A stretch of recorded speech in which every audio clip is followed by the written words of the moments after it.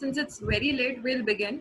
So in today's session, we are going to see another poem, a very beautiful poem which involves sonnet. Okay, हम देखेंगे sonnet क्या होता है. ठीक है, sonnet में octave और sestet क्या होता है, आज हम लोग ये देखेंगे. एक बहुत ही beautiful poem देखेंगे. I was going to take the question and answers of nose versus eyes, but I decided कि हम लोग ये question and answers जब live class में मिलेंगे तब लेंगे. We will revise the poem that we've already done, and today we'll do another poem. Are you all ready to learn a new poem today? Yes. Are you all ready?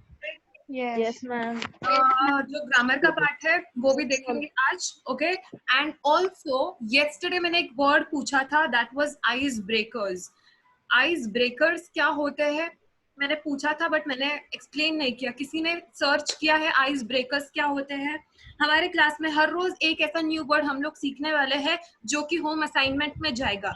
तो किसी ने किया है ice breakers का मतलब क्या होता है? Can anybody tell me? Yes, hurry up. So icebreaker is an event designed to welcome participants in some event, right? This is also a very good definition, but more clarification. Like she is saying, icebreakers is an event to welcome another event. लेकिन उसको अच्छे से कोई explain कर सकता है in simple words? How can you welcome another event? By an event, by conducting an event, how can you welcome another event? Yes, कोई बोल सकता है, or else I'll tell. Yes, I think someone is trying to speak. Yes, Om Ranglani, Mahek, Aditi Masti. Yes. अच्छा, ice का form क्या होता है? Solid होता है, लिक्विड होता है? इनिशियली आइस को देख के क्या फील होता है? Is it solid? Solid. How is the form of ice? Ice घट होता है, सॉलिड होता है. जब वो पिघलने लगता है तब वो लिक्विड स्टेट में आ जाता है. ये तो सबको समझ में आता है. Yes? Yes. This is nothing but icebreakers. Now I'll tell you what is icebreakers in our context. See, कोई बड़ा सा एक सेशन होता है, कोई बड़ा सा एक सेशन होता है. वो वाला जो सेशन हो उसमें सबको इन्वॉल्व करने के लिए आइस ब्रेकिंग सेशन रखते हैं. एक बड़े से सेशन में सबको इन्वॉल्व करने के लिए आइस ब्रेकिंग सेशन रखते हैं. आइस ब्रेकिंग सेशन क्या होता है? हम स्टूडेंट्स, तुम स्टूडेंट्स का जो मन होता है वो भी आइस की तरह क्या होता है? घट होता है, दैट इज सॉलिड स्टेट में होता है. So to make it melt and get evolved in the new session. जैसे कि किसी स्टूडेंट ने बोला था कि एक इवेंट कंडक्ट करो दूसरे इवेंट को वेलकम करने के लिए. सो सिमिलरली जो मेन सेशन है उसमें बच्चों को मर्ज करने के लिए एक छोटा सा सेशन रखा जाता है, दैट इज आइस ब्रेकर्स. तुम्हारी जो सॉलिड स्टेट है उसको लिक्विड स्टेट में कन्वर्ट करने के लिए, to make you understand the session more. For example, अगर मेरा आज का सेशन है मोटिवेशन है कि हमारे पास n नंबर ऑफ अपॉर्चुनिटीज है, ये मेरा सेशन है. मेरा सेशन किस टॉपिक के ऊपर है? We have n number of opportunities in our life. So if this is my session, I will ask you about things. What do you think? You have opportunities. What skills do you have? फिर मैं किसी को पूछूंगी कि for example आज जैसा scenario हो चुका है, अपने यहाँ पे कोरोना वायरस ने सारे बिजनेस बहुत ज्यादा ठप कर दिए, बहुत ज्यादा फ्लॉप कर दिए हैं. सो तुमको क्या लगता है, what are the opportunities, business opportunities? ऐसा मैंने कुछ क्वेश्चन पूछा. इससे बच्चों का दिमाग चलने लग गया, उनका जो सॉलिड स्टेट है वो लिक्विड स्टेट में कन्वर्ट होने लग गया, and they start thinking. This is nothing but ice breaking session. That is, किसी ने बोला था to conduct a session to welcome the another session. तुम्हारे टेक्स्ट बुक में हर पोएम या चैप्टर के पहले होता है आइस ब्रेकिंग सेशंस, जो हम लोग जब मिलेंगे, लाइव क्लासेस होगी तब हम लोग वो कंडक्ट करेंगे, फिर ही चैप्टर या पोएम स्टार्ट होगा. ठीक है, सबको ये ice breakers, ice breaking session समझ में आया? Yes, okay. Is it clear to everyone? Yes, ma'am. Yes, ma'am. Today we'll start with another beautiful poem by Emily Dickinson. There is another sky. Okay, there is another sky पढ़ेंगे हम लोग. मैं screen share करती हूँ तुम्हारे text book पे. Just a minute में थोड़ा जूम कर देती हूँ so that it will be easy for you to see. Is it fine? You do not have to worry. You do not have to worry at all about writing. एक second, somebody is admitted. हाँ, so you do not have to worry about writing. जब हम लोग live class में मिलेंगे, we'll write all the meaning and see all the question and answers. Okay, I'll share the screen. Okay, सिर्फ और सिर्फ screen पे ध्यान देना. अभी कोई भी डाउट हो, you are free to ask. Okay, we'll start reading about the poet. Emily Dickinson is an American poet of the 19th century. She lived a lonely life. Most of her poems are motivational and philosophical. उसके जितने भी poems है बहुत ज़्यादा motivational है and based on philosophy है. एक second, किसी का admission है. Okay. They are unique to her era and are characterized by simple and short lines. वो पोएम्स बहुत ज्यादा यूनिक है और उसके एरा यानी वो जिस एरा में थी यानी कि 1830 टू 1886 में थी उससे रिलेटेड है and characterized by simplicity and short lines. By short lines I mean sonnet. बहुत ज्यादा उनके सारे पोएम्स में सोनेट इन्वॉल्व है. Now let me explain you what is sonnet. Sonnet is a scheme of writing a poem. Sonnet is a scheme of writing a poem in which every sonnet has 14 lines. कितने होते हैं sonnet में lines? 14 lines. Sonnet comprises of 14 lines. अब इस 14 lines में दो चीजें involve होती है, octave and sestet. Octave मतलब 8 lines. Octave मतलब क्या? 8 lines. और sestet मतलब 6 lines. 8 plus 6 14 lines. ये scheme क्यों होती है तुमको पता है क्या? You know what is rhyme? Can anybody tell me what is rhyme? Come on, 10th standard हो गया, rhyme scheme तो पता होगी. What is rhyme? What do you mean by the word rhyme? Yes? Words that have rhyme बताने आना चाहिए. What do you mean by rhyme? Yes? Anybody out of so many students? Yes? Words with similar sound.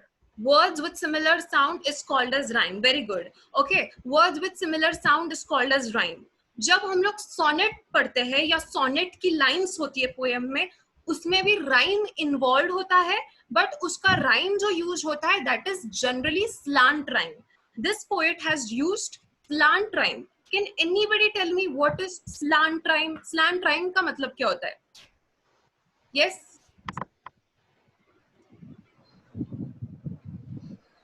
Yes? Slant rhyme कभी किसी ने सुना है? आज हम लोग देखेंगे कि स्लांट राइम कैसे यूज किया गया है, बट कभी किसी ने सुना है what is slant rhyme? Yes और नो, एटलीस्ट उतना बोल दो. What do you mean by slant rhyme? Yes? No ma'am, नहीं सुना. नहीं सुना है. ये पोएम में स्लांट राइम यूज किया है. पहले हम लोग Can I पढ़ेंगे. give an example? Sorry, yes? Can I give an example? Yes, why not, surely. Like in the first line it is eyes, the last word. Okay. In the second line it might be light. In the third line, okay. in third line eyes, light, and in the third line ears. I am very impressed with Palak's answer. उसने जो example दिया है वो correct है, but she is not able to explain. Now I tell you what is slant rhyme. जब rhyme words की बात करते हैं हम लोग, जो साउंड रहता है वो बहुत सिमिलर लेते हैं. जैसे year, near, year, ER similar sound करता है. बट जब हम लोग स्लांट राइम बोलते हैं तो उसने क्या एग्जाम्पल दिया था? आइस. आइस के नीचे क्या था? Light. Ice and light don't have a similar sound but still they are rhyming. So this is called a slant rhyme. Rhyme means similar sound. Slant rhyme means they do rhyme but they do not rhyme exactly with the same sound. They are bit slant in the sound repetition. इसलिए उसको कहा जाता है slant rhyme. ठीक है?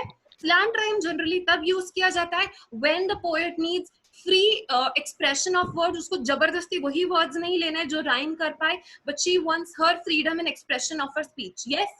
उसको कहा जाता है slant rhyme. अब हम लोग पढ़ेंगे ना ये पैसेज तो easy जाएगा because we've learned so many things. That is sonnet. We've learned about sonnet. We've learned about what is slant rhyme. Let's see now. ठीक है? She often used slant rhymes and unconventional capitalization and punctuation. Her poems are the plasms and hymns of life in all its shades. Hymns का मतलब होता है the religious song. उसकी जो poems होती थी वो religious songs की तरह थी, like all shades की तरह. There is Another Sky is an inspirational poem. ये बहुत ही ज्यादा inspirational poem है with a message of never say die. इसका जो मैसेज है वो मैं तुमको बताऊंगी थोड़ी देर में, but it says never say die. It is a Petrarchan sonnet with octave and sestet, जो हम पढ़ चुके थे. Sonnet मतलब 14 lines, उसमें octave मतलब 8 lines और sestet मतलब 6 lines. The poet is communicating to her brother through a letter. पहले मैं explain करती हूँ, फिर हम लोग read करेंगे ताकि easy जाएगा. Okay, ये poem किसके ऊपर है? There is another sky. The title says there is another sky. Can you all tell me there is only one sky? There is only one sun. There is only one moon. How can you say that there is another sky? Poems is obviously बहुत ज्यादा philosophy के ऊपर based होता है, बहुत ज्यादा metaphor होता है, बहुत ज्यादा इमेजिनेशन होता है. So but still what he is trying to say, there is another sky. क्या सच में दूसरा स्काई होता है क्या? In reality is there any another sky? Is there another sun? Is there another moon? But what is she trying to say? Emily Dickinson क्या कहना चाहती है मैं तुमको बताती हूँ. वो अपने एक भाई को, ऑस्टिन को, जिसका नाम ऑस्टिन है, वो बहुत ज्यादा डीमोटिवेटेड है लाइफ में, बहुत ज्यादा फेलियर देखा है उसने, and he feels very dark, very sad over there. So what does she try and do? She tries and inspires her by saying things that there is another sky. ऐसा sky है, एक अलग दुनिया होती है जहां पर कभी अंधेरा नहीं होता है, जहां पे कभी मतलब सनशाइन हमेशा होती है. There is never dark. The forest are always evergreen. They are never unfaded. They are never unfaded. They are never affected by the frost. Storm आ जाए, कुछ भी हो जाए, ये फॉरेस्ट हमेशा एवरग्रीन होता है. एक अलग दुनिया होती है. ये दुनिया किस चीज की होती है? ये स्काई किस चीज का होता है? This is the world of hope, जहाँ पे हम बहुत ज्यादा होप्स रखते हैं, जहाँ पे हम बहुत ज्यादा दूसरे अपॉर्चुनिटीज देखते हैं. ये बोलकर वो अपने भाई को क्या करती है? मोटिवेट करती है. हियर एंड देयर यूज करती है. देयर मतलब जहां वो चला गया है, बहुत ज्यादा डार्क जगह पे, बहुत ज्यादा फेडेड जगह पे. और हियर मतलब ऐसी जगह जहां पर सन है, जहां पर एवरग्रीन फॉरेस्ट है, जहां पे सब कुछ बहुत अच्छा है. ऐसी दो दुनिया के कंपैरिजन करके वो उसको बोलती है कि लाइफ में चाहे कितना भी बुरा हो जाए, हमेशा लाइफ में there is another sky, there is different opportunities. You should never think that there is an end. कभी भी लाइफ में ना कोई भी सिचुएशन आ जाए, कभी तुम्हारा बिजनेस ऐसा हो कोरोना वायरस की वजह से, for example, it is not working, but you should not get demotivated. Come on, if you have brains, if you have that analyzing skills, if you have money for investment, you can have another opportunity. आज जो scenario है जिसकी वजह से हम physical classes नहीं ले पा रहे, there is an opportunity of online classes. There is opportunity of reaching more and more people, है ना?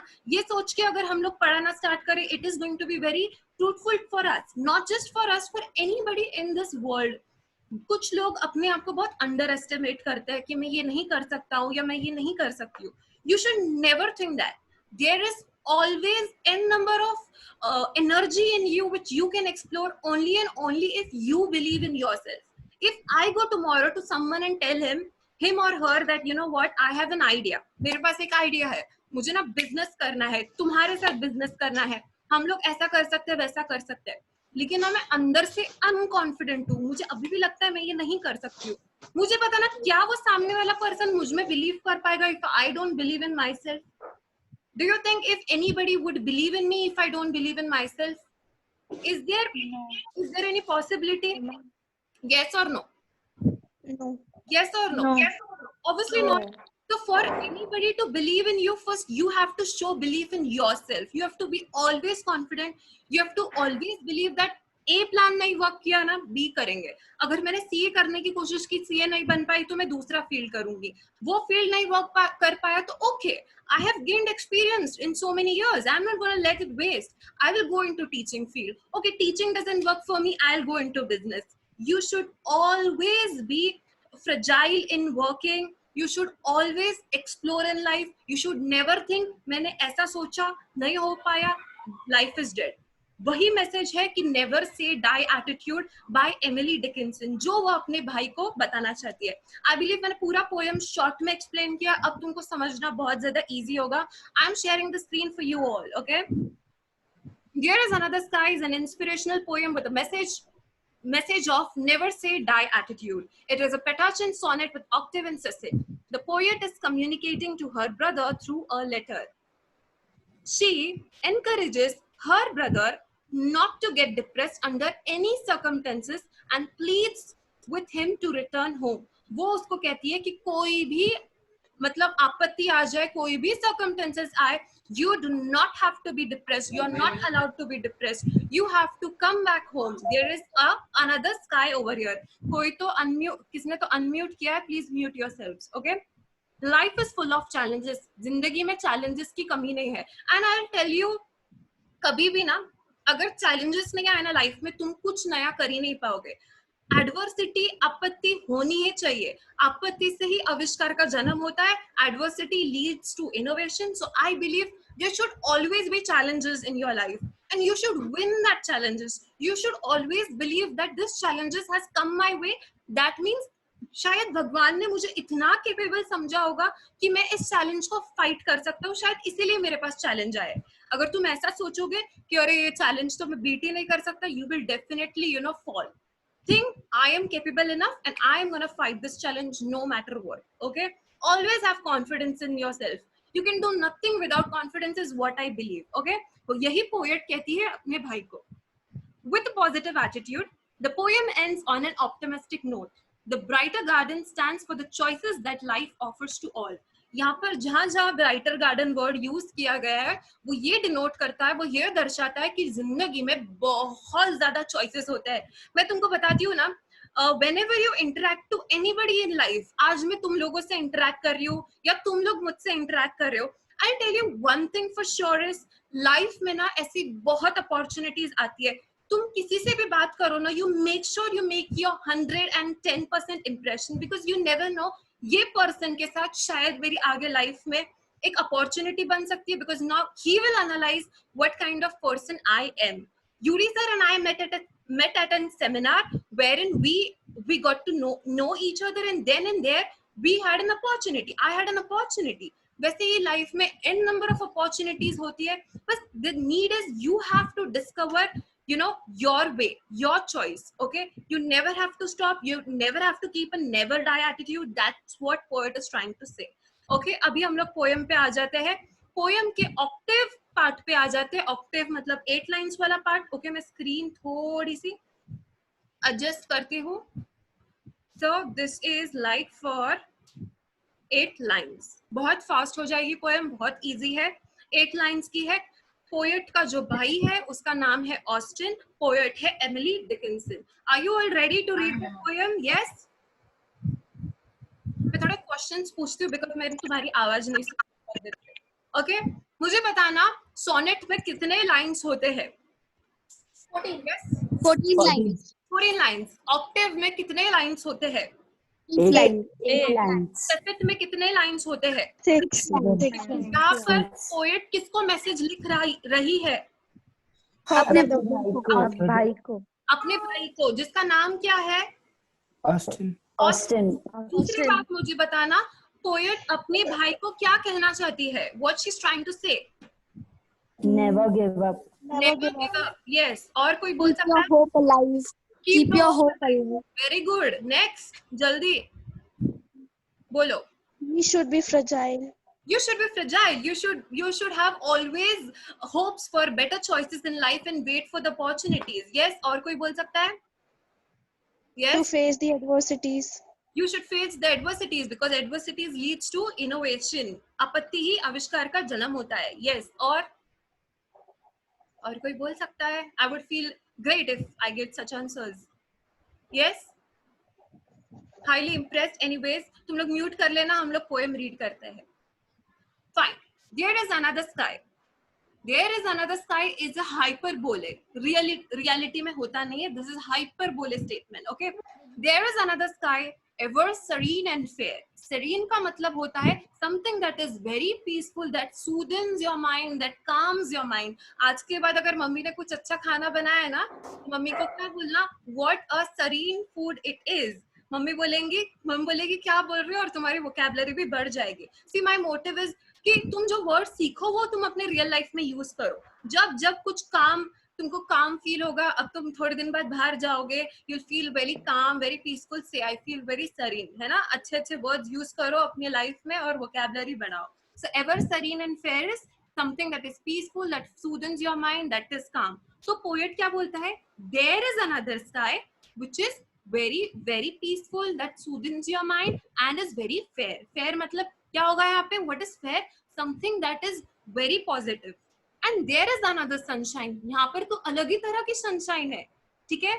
Though it be darkness there, जहाँ पर वो ऑलरेडी है उसका भाई, उसको किससे दर्शाया गया वर्ड से देर, जहाँ पे वो अभी है, जहाँ पे वो डार्कनेस में है, जहाँ पे बहुत ज्यादा नेगेटिविटी है, वो कहती है कि हमारे यहाँ तो बहुत अच्छा सनशाइन है, भले तेरे यहाँ डार्कनेस हो, though it be darkness there, never mind the faded forest Austin, तुम्हारे यहाँ पे जो फेडेड फॉरेस्ट है उसको माइंड मत कर, जो नेगेटिव नेगेटिव चीजें, don't mind it Austin, Austin उसका भाई, never mind the silent feels, इतनी शांतता आ जाती है जब इंसान डिप्रेस्ड होता है, उसको भी माइंड मत कर, here is the little forest, ये जो लिटिल फॉरेस्ट है, होप्स, अपॉर्चुनिटीज का, बेटर चॉइसेस इन लाइफ का, whose leaf is ever green, कभी लाइफ में कोई लीफ होती है जो हमेशा ग्रीन होती है, इट ऑलवेज फॉल्स, लेकिन वो क्या कह रही है इन हाइपरबोले में कि ये जो चॉइसेस है ना लाइफ में, ये जो अपॉर्चुनिटीज है ना लाइफ में, ये हमेशा एवरग्रीन है, ऑल्दो तेरे यहाँ पे बहुत ज्यादा नेगेटिव है, बहुत ज्यादा अंधकार है, यहाँ पे हमेशा एक ब्यूटीफुल सा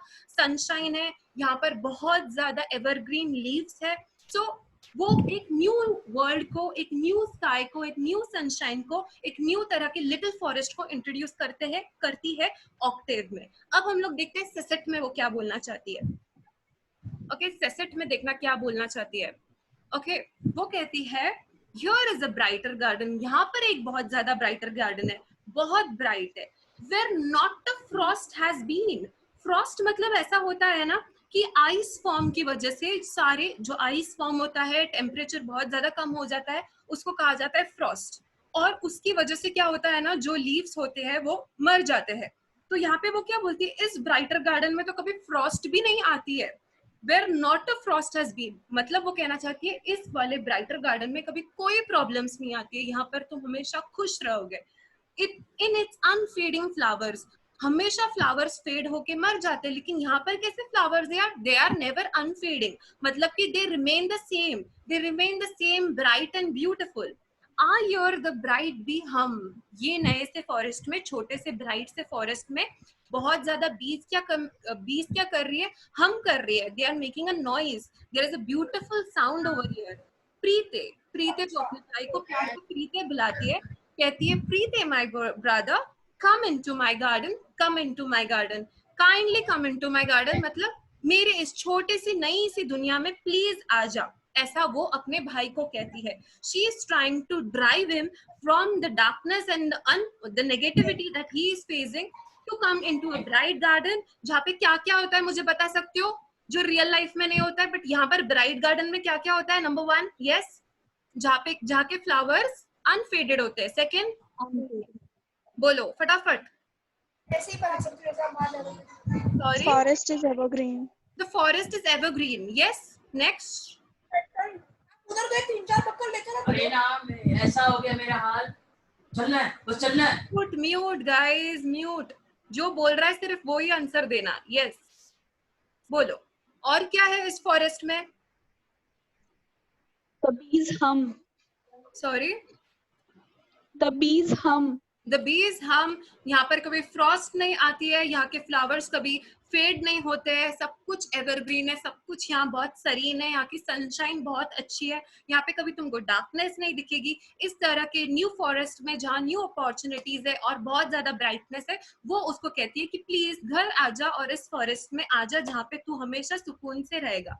क्लियर है यहाँ तक की poem? We've completed a second poem of There is another sky. 2 poems हमारी हो चुकी है 6 में से। इसके question and answers, rhyme scheme, etc. we'll do when we meet in live classes. Tell me, did you like the poem? Yes. कैसी लगी तुमको poem? Did you enjoy the poem? Yes, ma'am. Yes. So today Yes, with this, Yes, with ma'am. this, we've completed 2 poems. लेकिन मुझे एक poetic creativity लेनी थी, उसके अलावा मुझे grammar लेना था. And also to my notice, am I forgetting something? I think I was supposed to take हाँ, मुझे रिविजन लेना है नोस वर्सेस आइस का। So पहले मैं रिविजन लेती हूँ नोज वर्सेस आइज का, and then I get to the grammar and the creativity part. Okay, I will share my screen to nose versus eyes. हम लोग ये पोएम ऑलरेडी सीख चुके हैं. सारे क्वेश्चंस के आंसर्स तुम दोगे, सारी पोएम तुम समझाओगे. ओके, क्लियर है? Are you all ready? Can I expect good amount of answers from you all? Yes. Yes, ma'am. Yes. Okay, just a second. It is 2.5, I guess. Yeah, 2.5. Fine. इसको थोड़ा सा, okay, fine. Okay, William copper ने लिखी थी ये poem. Okay, मुझे बताना, ठीक है, मैं स्क्रीन शेयर नहीं भी करूँ तो भी तुमको क्वेश्चन आंसर्स आने चाहिए. Tell me what is this poem about. किन दो लोगों के बीच में झगड़ा होता है? टेल मी फटाफट. यस, नोज एंड आइज के बीच में झगड़ा होता है. Who said them? Who said them unhappily wrong? Nose and eyes. Yeah, who said them unhappily wrong? The Spectacles. The spectacle said them unhappily wrong. मुझे बताना, who is the lawyer? The tongue. How is the lawyer? The lawyer is very skillful and has a wig full of knowledge. He is very skillful कब किसकी side लेनी है. Okay, उसके बाद में मुझे बताना, who is the judge? जिसके पास Here is the judge. जिसके पास क्या है, राइट है डिसीजन लेने का, वो कौन है? ईयर्स. ईयर्स को क्यों रखा गया है? क्योंकि वो शांति से सुनता है और डिसीजन लेता है. मुझे बताना, लॉयर ने नोज के बारे में क्या क्या बोला. नंबर 1, सबसे पहले तो क्या बोला था कि नोज स्पेक्टैकल्स के लिए बना है और स्पेक्टैकल्स नोज के लिए बना है. सेकेंड पॉइंट क्या बोला था? जल्दी बताना मुझे. About the straddle, rich and the saddle. बताना मुझे. Yes, I am waiting guys. Second point nose के फेवर में क्या था? The width of the straddle is made. Yes, it is made of the straddle which sits on the ridge of the nose just like the saddle. जैसे कि saddle horse के ऊपर बैठती है, उसी तरह वो उसकी straddle नोज के ऊपर बैठती है. इसीलिए कहा जाता है spectacles are made nothing but for the nose. Nose के लिए बनी गई है. फिर एक और पॉइंट बोलता है वो नोज के लिए. क्या बोला? So my lord, I will conclude my saying with what? Yes, बोलो. अगर चेहरे पर नोज ही नहीं होता तो imagine. Yes, very good. Imagine करो स्पेक्टैकल्स किसके ऊपर बैठते. फिर जब लॉयर रियलाइज करता है, ओ माय गॉड, मैंने ना बहुत नोज की तारीफ कर दी, मैंने आइज की तो तारीफ ही नहीं की. तो मुझे बताना, वो आइज के फेवर में क्या बोलता है? ऐसे बोलता है ताकि लोगों को कुछ समझ में भी नहीं आए और ऐसा भी लगे कि स्किलफुली मैंने आइज की भी तारीफ की. और सारी कंडीशंस देखते हुए किसको क्या रियलाइज होता है? जज को क्या रियलाइज होता है? मुझे बताना फटाफट. यस, जज को ये रियलाइज होता है कि नोज, हाँ, कि nose Perfect for spectacle. Yes, nose is meant for spectacles nose के लिए बने हैं. Very good. स्पेक्टैकल्स किसके लिए बने? नोज के लिए बने. और जब जब नोज स्पेक्टैकल्स बनेगा, I should be shut even it is day light और कैंडल लाइट. और डिसीजन दे दिया गया नोज के खिलाफ. अब मुझे बताना, रियलिटी में स्पेक्टैकल्स किसके लिए बने गए थे? आइज के लिए. मॉरल ऑफ द पोएम क्या है? पोएट क्या बताना चाहता है? Yes, what the poet wants to say, उसका मैसेज क्या है? यस, महक, अदिति, कोई तो कुछ बोलना चाह रहा है, जल्दी. पोएट क्या कहना चाहता है? बॉयज एंड गर्ल्स, फटाफट.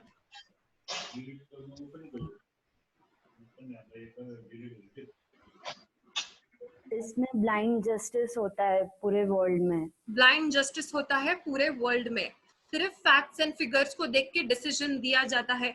कॉमन सेंस, ह्यूमैनिटी, एम्पैथी को नहीं देखा जाता है. Very good. एम्पैथी होनी चाहिए और देखना चाहिए कि सच क्या है, ना कि सिर्फ ब्लाइंड कानून जैसे अंधा है उसकी तरह हमने जो सबूत है, जो फैक्ट्स है, उसकी तरह डिसीजन लेना चाहिए. We should possess humanity and empathy. और सही में देखा जाए तो स्पेक्टैकल्स आइज के लिए बने गए थे, तो आइज को इंसाफ देना चाहिए था. उसी तरह रियल लाइफ में जो कमजोर इंसान होता है, जो सच्चा होता है, उसको कभी भी जस्टिस नहीं मिलती है. और जनरली जो पावरफुल होता है और गलत होता है, वो हमेशा सच्चा प्रूफ किया जाता है। क्लियर है? ये मैसेज मिला था हमको नोस वर्सेस आइस पोएम से।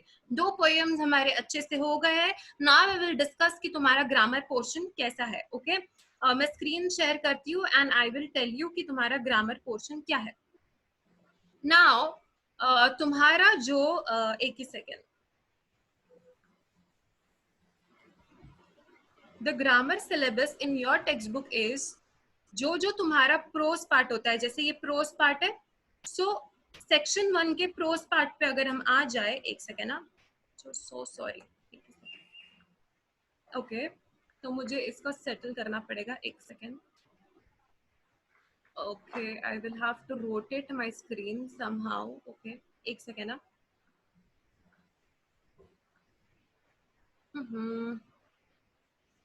Where is the screen rotation option? Edit.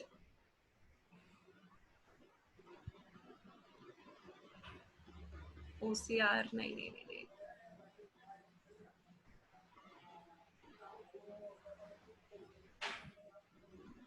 एक ही सेकेंड ना प्लीज।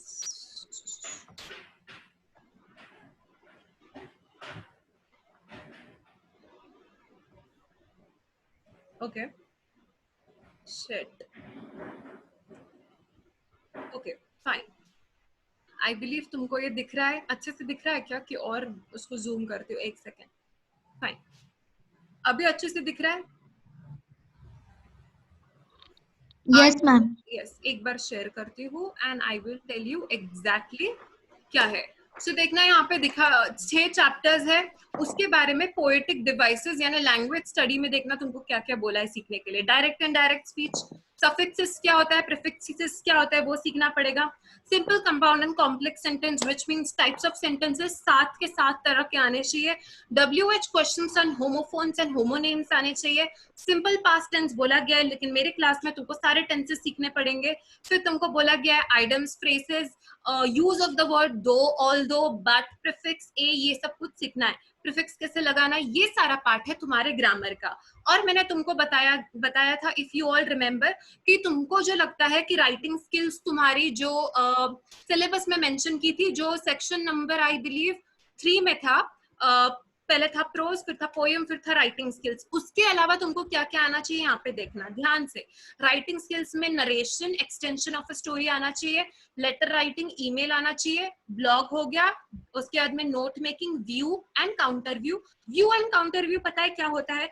फॉर एग्जाम्पल मेरा व्यू है कि children should not use mobile phones, मैं बोल रही हूँ ये व्यू सेक्शन में। तुम्हारा क्या काम होगा? इसको काउंटर व्यू करना, मतलब इसको डिबेट करना, और तुम्हारा पॉइंट होगा children should use mobile phones. तो मैं जो पॉइंट्स बोल रही हूँ उसको कॉन्ट्राडिक्ट करके तुमको जो बोलना है उसको कहा जाता है व्यू काउंटर व्यू। अपील करना मतलब क्या होता है?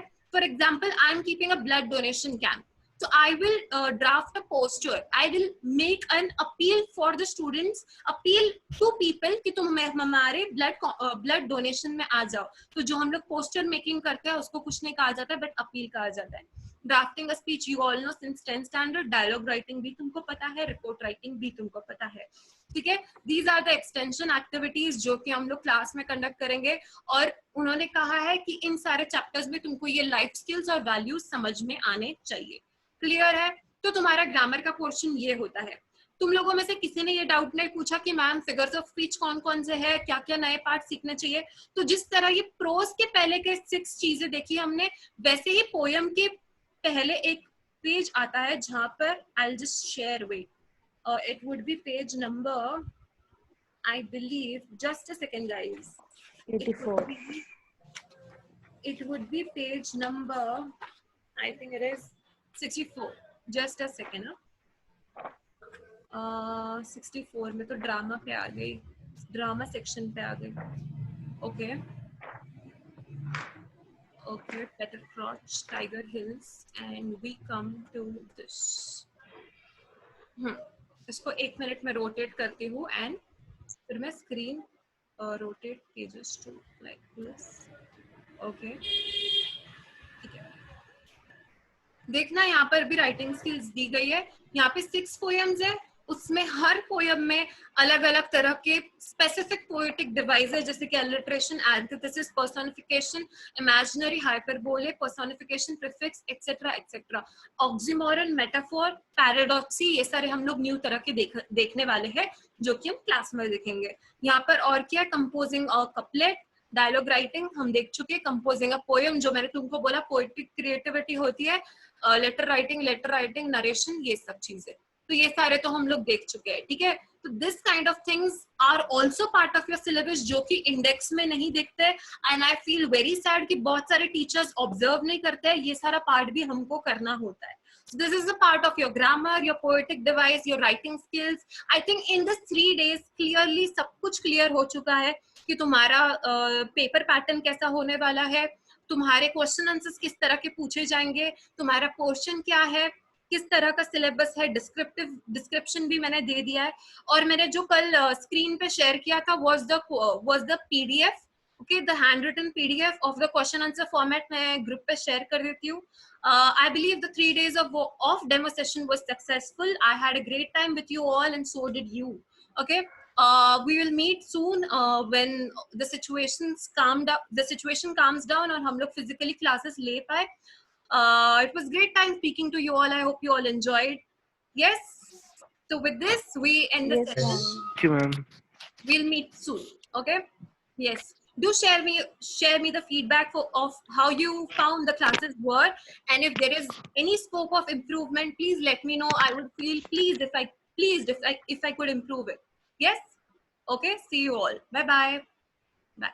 Bye, ma'am. Thank you, ma'am. Thank you so Bye, much. ma'am. You're welcome. Bye bye. Thanks a lot, ma'am. Thank you.